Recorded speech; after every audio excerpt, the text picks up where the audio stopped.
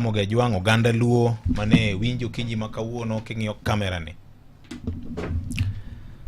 Gimanya wacho VOJ wach mogik en ni wan kakonagi wariwre uru.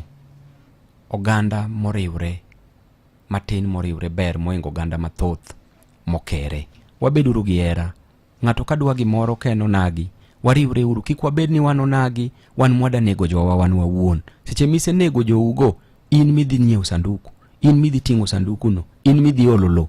Kik wagore uru ni wawuok ni enena lweny kagi kacha. To wabende owinjwa, wabende wantiere wase support party, to wahero party.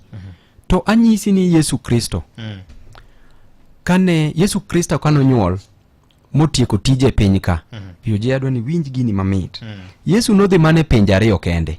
Yesu nodhi Israel kuma notime tich Nyasaye, to Yesu nodhi Egypt kuma ni pande kanidwa nege gi kane wacho wuok ni mondo mi oneg nyithindo ma first borns male.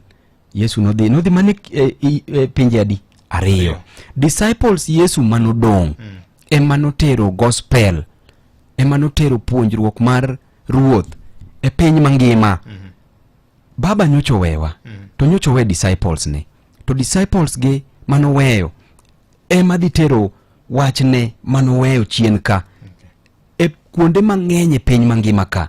To ne nitiere Johnny Kamlet VOJ niluongo ni Saul to Paul. Tabe ing'e niluonga ni Paul.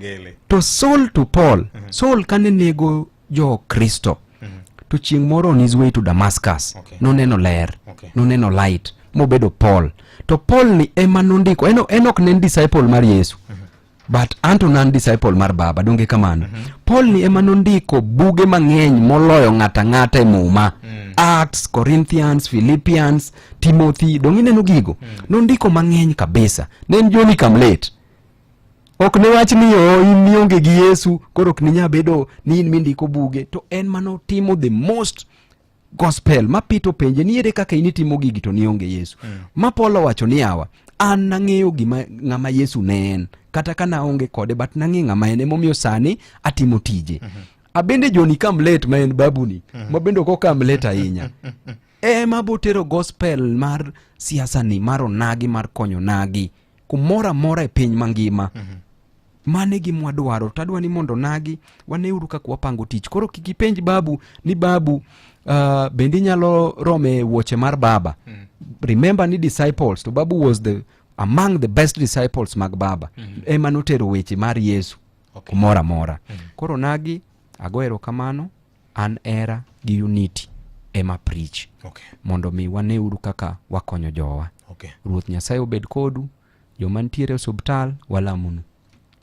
Joma ohandgi ni piny walamunu. Joma pok otero nyithinde skul walamunu. Ng'ata mani piny walamunu. Wabeduru gi hera.